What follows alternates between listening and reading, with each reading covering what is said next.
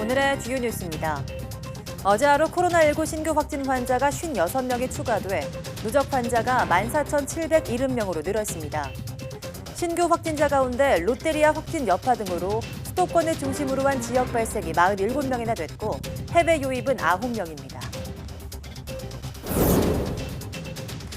러시아가 임상시험도 마치지 않은 코로나19 백신을 기습 승인하자 세계 각국에서 안전성 우려가 제기되고 있습니다. 러시아 보건장관은 미국과 유럽 등이 경쟁심에서 근거 없는 비판을 하고 있다며 예정대로 백신 생산과 접종을 시작할 계획이라고 밝혔습니다. 스페인에서 코로나19 확진자가 최근 일주일 하루 평균 5,000명 가까이 나오면서 2차 확산 징후가 뚜렷이 나타나고 있습니다. 방역 모범국인 독일에서도 신규 환자가 3개월 만에 1,200명을 넘어서는 등 재확산 우려가 커지고 있습니다. 장맛비가 소강 상태를 보이는 가운데 전국 대부분 지역에 폭염특보가 내려지고 열대야 현상도 나타났습니다. 오늘도 서울 30도, 대구 35도까지 치솟겠고 내륙 곳곳에 소나기가 예보됐습니다. 중부엔 내일부터 다시 비가 내립니다.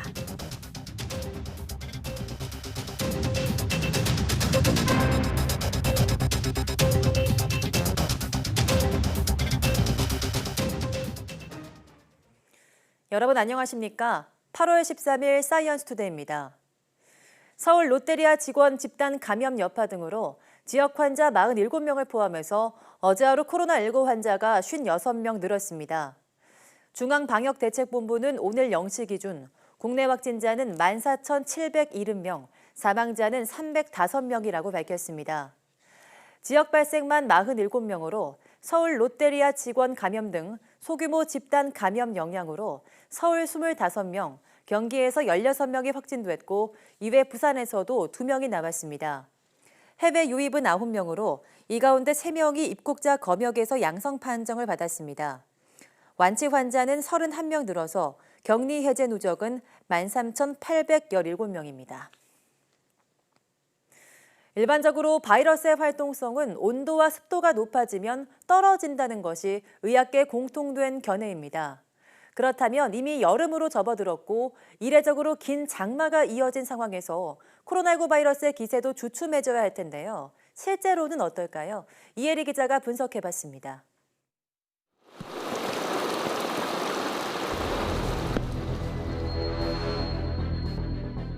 50일 넘게 이어진 역대급 장마로 90% 안팎의 습도를 기록한 날이 연일 계속되고 있습니다. 올해 초만 하더라도 여름에 접어들고 장마철이 오면 코로나19 바이러스가 어느 정도 위축될 것이라는 분석이 여러 차례 나왔습니다. 사스나 메르스나 이런 다른 기타의 코로나 바이러스에 대해서는 과거에 이런 관련돼 있는 연구들이 진행이 됐습니다. 그래서 고온다습한 환경이면 바이러스의 활성이라든가 전파 능력이 다소 감소한다 이렇게는 보고 있는데 하지만 지금은 코로나19가 기온과 습도의 영향을 받지 않는다는 분석이 우세합니다. 다른 바이러스에 비해 전염성이 강하고 돌연 변이도 많은 편이라 계절의 영향을 받지 않는다는 게 WHO의 공식 입장입니다. 다만 긴 장마로 야외 활동이 줄어들어 바이러스 확산 차단에 어느 정도 효과를 낼 것이란 분석은 있습니다. 비가 많이 오고 수해가 나고 또 이 기간이 길어지니까 사람 이동이 줄고 사람이 이제 밀집되는 환경도 줄고 이제 그런 측면에서는 코로나19 확산이 좀 저지되는. 결국 바이러스의 활동성이 떨어지길 기대하기보단 철저한 방역 수칙 준수가 최우선입니다. 특히 마스크 착용 등 장마철 소홀해지기 쉬운 개인 위생 수칙 준수와 방역 사각지대에 놓인 이재민 관리가 무엇보다 필요하다는 지적입니다. YTN 사이언스 이혜리입니다. 내일부터 다시 장맛비가 시작되면서 중부지방에 200mm가 넘는 폭우가 쏟아질 것으로 보입니다. 기상청은 장마가 소강 상태에 들면서 전국적으로 폭염특보가 발효 중인 가운데 열대야와 30도를 크게 웃도는 무더위가 이틀째 이어지고 있다고 밝혔습니다. 하지만 내일부터는 북쪽에 머물던 장마 전선이 다시 남하하면서 중부지방을 중심으로 비가 내리겠습니다.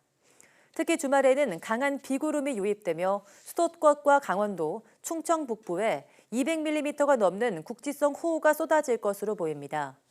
기상청은 이번 장맛비가 휴일까지 이어진 뒤 그칠 것으로 전망했습니다. 연이은 집중호우로 전국 곳곳에 땅이 꺼지거나 도로가 푹푹 파이는 사고가 잇따르고 있습니다.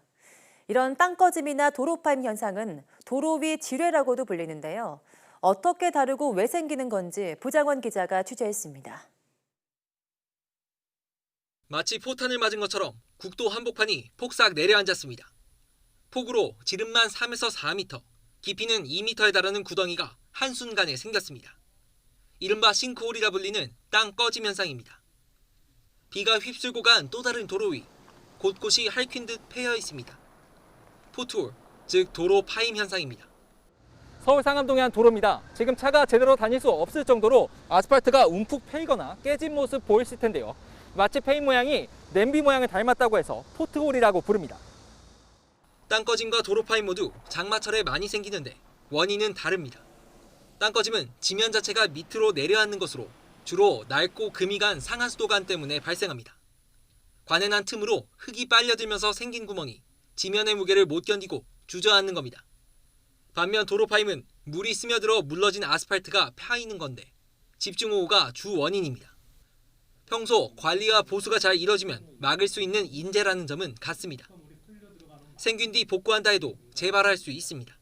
발생했던 곳에서 또 발생할 확률이 높기 때문에, 그리고 이런 위험 지역을 데이터베이스화해서 지도 같은 것을 만들어서 구축해 놓고, 그러면 이제 장마철이라든가 이제 취약기에 그러한 부분들을 미리 조사하고 선제적으로 대응하면. 전국의 땅 꺼짐과 도로 파임 사고는 집중호우가 내린 이달 들어서만 수천 건. 추가 피해를 막으려면 폭우가 더 내리기 전 도로 곳곳에 난 구멍을 메우고 오래된 도로를 정비하는 조치가 시급합니다. YTN 부장원입니다. 코로나19 사태 장기화로 어려움을 겪고 있는 전국의 많은 사업장이 이번에 내린 많은 비로 이중고를 겪고 있습니다. 정부가 특별 재난지역으로 선포된 곳의 고용 안정을 위한 특별 지원을 하기로 했습니다. 이승훈 기자입니다. 서울의 한 재개발 공사 현장입니다. 물이 빠진 공사장엔 망치 소리가 이어집니다. 하지만 한창 물이 차올랐을 땐 직원들이 뜬 눈으로 밤을 보내던 곳입니다. 깊게 파고 임시로 대놓은 곳이 많아 큰 비에 안전을 장담할 수 없었기 때문입니다. 코로나로 가뜩이나 일감이 줄어 어깨가 젖었는데 그런 건설 노동자에게 야속한 비는 또 상처가 되어 내린 겁니다. 정부가 이들을 돕기로 했습니다. 사업장의 조속한 피해 복구, 그리고 노동자의 고용과 생활 안정을 위한 적극적인 지원 지책을 추진해 나갈 것입니다. 특별 재난지역 내 사업장이 고용지원금을 신청하면 일부 절차를 생략하기로 했습니다. 또 산재보험료 등은 납부기한을 연장하고 체납 처분도 유예합니다. 마감 예정이던 건설 노동자 긴급 생활자금 신청 기간도 한 달 더 연장합니다. 조건을 갖춘 건설 노동자에게 최대 200만 원을 무이자로 빌려주는 한시적 사업인데 지금까지 5만 7천여 명이 신청한 돈이 730억 원을 넘을 정도로 상황이 좋지 않습니다. YTN 이승훈입니다. 50여일 이어진 장마와 집중호우로 가격이 크게 오른 배추와 무 등 농산물에 대해서 정부가 가격 안정 조치를 하기로 했습니다. 농림축산식품부는 이번 달 들어서 배추 도매 가격이 한 포기에 4,113원, 무는 한 개에 1,276원으로 지난해보다 각각 84% 올랐다고 밝혔습니다. 정부는 배추의 경우 정부 비축 물량 등을 동원해서 50에서 100톤을 방출하고 무 역시 가격이 더 오르면 비축 물량을 공급하기로 했습니다. 애호박과 가지, 오이 등은 농협 계약재배 물량을 조기에 출하해 물량 공급을 늘리기로 했습니다. 정부는 가격이 급등한 상추, 열무 등 시설 채소는 농협과 대형마트 등을 중심으로 할인 행사를 추진하겠다고 밝혔습니다. 장마가 지나간 남부지방에 무더위가 이어지면서 해수욕장 주변에 독성 해파리가 출몰하고 있습니다. 노약자나 어린이들에게는 치명적일 수 있어서 휴가철 피서객들의 주의가 필요합니다. 차상은 기자입니다. 해수욕장 인근 항구로 어선들이 들어옵니다. 상자에는 해파리들이 가득합니다. 어민들이 부산 송정해수욕장 인근에서 잡아올린 해파리들입니다. 모두 독성이 있는 노무라 입깃 해파리입니다. 휴가철 지자체로부터 해파리 퇴치를 의뢰받은 어민들이 하루에 2번씩 나가 제거 작업을 벌이지만 밀려오는 양이 만만치 않습니다. 하루에 한 1톤가량 잡고 있습니다. 그러니까 배 세대가 나와서 한 대당 한 350kg 정도 잡고 있습니다. 노무라 입깃 해파리는 주로 여름철 우리 연안으로 밀려옵니다. 해파리 가운데서도 강한 독성어로 분류돼 노약자나 어린아이에게는 치명적일 수 있습니다. 국립수산과학원은 남해안 일대에 주의보를 발령한 상태입니다. 노무라 입깃 해파리는 5월쯤에 동중국해 쪽에서 출현을 해서요. 우리나라로 밀려 들어오는데 7, 8월쯤에 8월, 9월까지 우리나라 연안 쪽에 많이 들어오는 해파리입니다. 해파리가 몰려오면서 부산 지역 해수욕장에서는 쏘임 사고가 잇따르고 있습니다. 최근 해운대와 송정해수욕장 두 곳에서만 55건에 달합니다. 일단 해파리를 발견하시면은 절대 만지지 마시고 혹시나 근데 해파리 쏘이시게 되시면은 바닷물이나 식염수를 통해서 세척하시면 되시고 혹시나 쏘기 메스 꺾거나 어지러움 증상이 있으시면은 119 구조대로 신고해 주시면 되겠습니다. 무더위를 피해 해수욕장을 찾는 피서객들의 각별한 주의가 필요해 보입니다. YTN 차상입니다.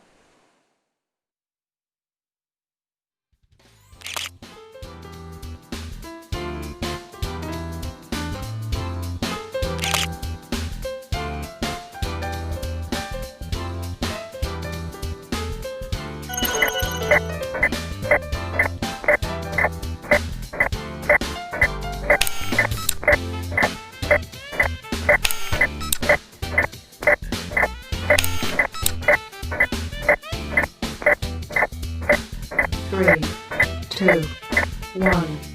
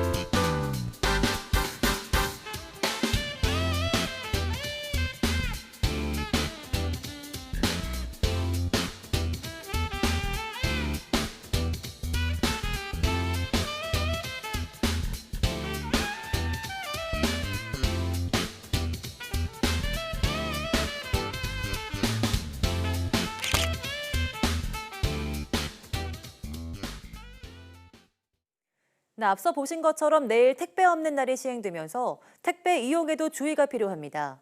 오늘 주문을 하면 배송 진행이 다음 주 월요일인 17일부터 차례대로 이루어지는데요. 물량이 몰릴 수 있는 만큼 이를 고려해 주문하는 게 좋습니다. 차유정 기자입니다. 택배 없는 날엔 택배사들이 대거 참여합니다. CJ 대한통운과 한진, 롯데 로젠택배와 우체국 소포 위탁 배달도 쉽니다. 광복절을 끼고 16일까지 사실상 사흘 동안 택배 배송이 멈추면서 이용에도 주의가 필요합니다. 어제 주문한 건은 일반적으로 오늘 출고돼 당일 도착할 수 있습니다. 다만 당일 도착이 어려울 수도 있으니 판매업체 공지 등을 확인해 보는 게 좋습니다. 오늘 주문을 하게 되면 다음 주 월요일인 17일부터 차례로 출고됩니다. 원래 토요일에도 배송하지만 이번 토요일이 택배사들이 쉬는 공휴일이기 때문입니다. 특히 한꺼번에 출고되는 17일엔 물량이 몰릴 수도 있는 만큼 이를 고려해 주문해야 합니다. 17일부터 배송이 시작되긴 하지만 물량이 집중돼 상품이 순차적으로 배송될 수 있어 이를 감안하여 주문하는 것이 좋습니다. 택배사에 위탁하는 편의점 택배도 일부 중단됩니다. GS25는 이미 신선식품과 시급성 물품 택배 접수를 중단했습니다. CU는 내일 자체 물류 시스템으로 5kg 미만 소형 택배에 한해 점포간 택배 서비스를 제공합니다. 다만 자체 배송망을 갖춘 쿠팡의 로켓 배송과 쓱닷컴의 쓱배송, 마켓컬리 샛별 배송 등은 평소와 다름없이 이루어집니다. YTN 차유정입니다.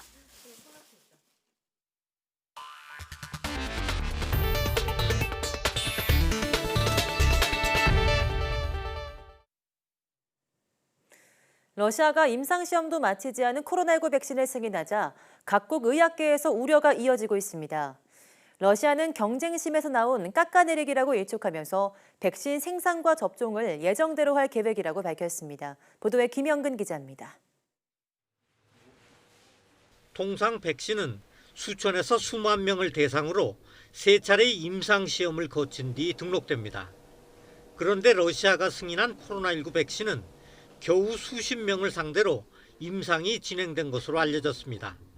그나마 이상 결과는 공개되지도 않았고 최종 단계인 3상은 아직 거치지도 않았습니다. 때문에 효능과 안전성 모두 검증할 수 없다는 게 전문가들의 대체적인 의견입니다. I thought that there was likely a danger in doing this before we know how safe and effective this vaccine is. The reports of the vaccine so far having been tested on a few dozen people are true, then that is way too early in the process to actually approve a vaccine. 하지만 러시아는 이런 지적을 근거 없는 비판이라고 일축했습니다. 미국과 유럽 여러 나라가 경쟁심에서 러시아의 우수한 기술력을 깎아내리고 있다는 겁니다.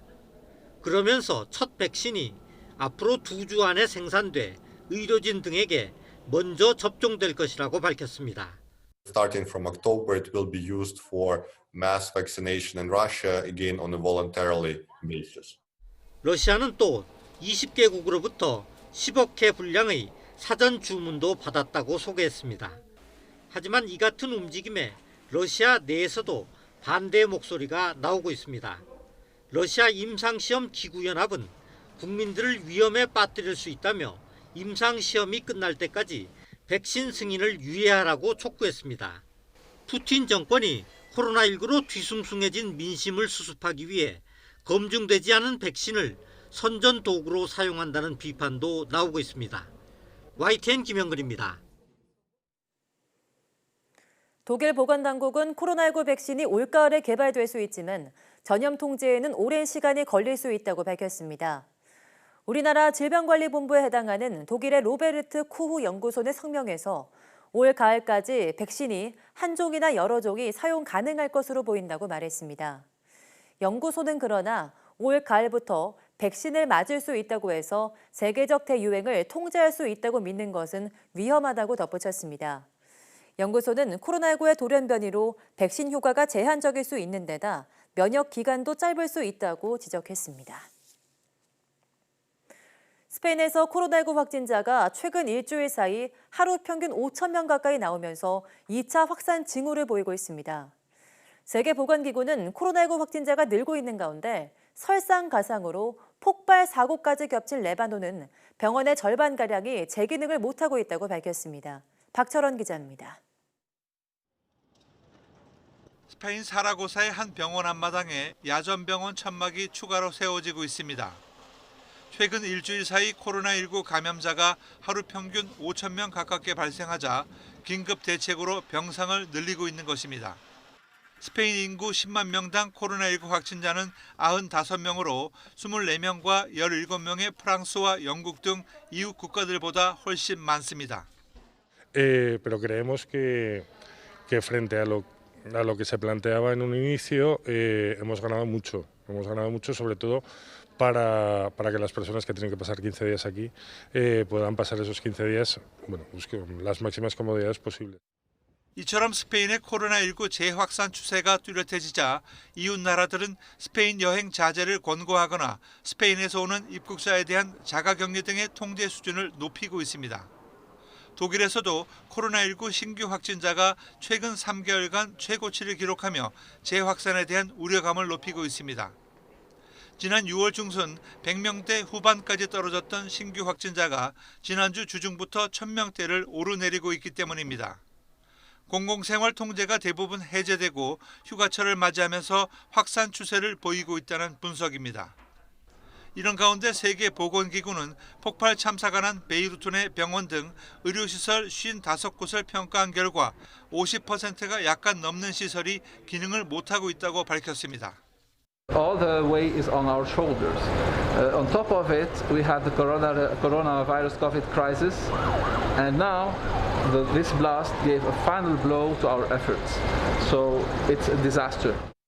코로나19 진료만으로도 숨 돌릴 틈 없었던 베이루트의 의료진들에게 대폭발 참사는 설상가상의 무거운 짐이 돼버렸습니다. YTN 박철원입니다. 미셸 아운 레바논 대통령은 베이루트 폭발 참사로 인한 피해액이 150억 달러, 우리 돈으로 17조 7천억 원을 넘는다고 밝혔습니다. 아운 대통령은 트위터에 스페인 국왕 펠리페 6세와의 전화통화 소식을 전하면서 폭발로 인한 피해 초기 추정치가 150억 달러를 넘는다고 말했습니다. 앞서 마완 아부두 베이루트 주지사는 피해액을 30억에서 50억 달러 수준으로 추산했다가 150억 달러에 달할 수 있다는 전망치를 내놓은 바 있습니다. 국제유가가 코로나19 사태 초반인 3월 이후 가장 높은 수준을 기록했습니다. 뉴욕 상업거래소에서 9월 인도분 서부 텍사스산 원유는 전날보다 배럴당 2.6% 오른 42달러 67센트의 장을 마감했습니다. 경제매체 마켓워치는 미국의 원유 재고량이 감소함에 따라 원유 가격이 상승했다고 분석했습니다. 7년 만에 최대폭으로 하락했던 국제 금값은 1,900달러 선을 지켰습니다. 뉴욕 상품거래소에서 12월 인도분 금은 전날보다 온스당 0.3% 오른 1,952달러 70센트에 거래를 마쳤습니다. 인도양 섬나라 모리셔스 해안에 좌초한 일본 화물선에서 성공적으로 기름 연료를 거의 다 제거했다고 AFP 통신 등이 모리셔스 총리를 인용해 보도했습니다. 이에 따라 사고 선박인 MV 와카시오호가 높은 풍랑에 부서져 추가적인 환경 재난을 부르는 것은 피할 수 있게 됐습니다. 프라빈드 주구노트 모리셔스 총리는 저장고에서 모든 연료를 펌프 작업으로 빼냈다면서 다만 100톤가량은 아직 선체의 다른 곳에 남아있다고 말했습니다. 지난달 25일 좌초한 일본 배에서 새어나온 기름 1,000톤가량이 인근 산호초, 맹그로브 숲, 습지 보호지구로 흘러들면서 신혼 여행객 등에게 인기 있는 모리셔스 섬에 대한 막대한 피해가 발생했습니다.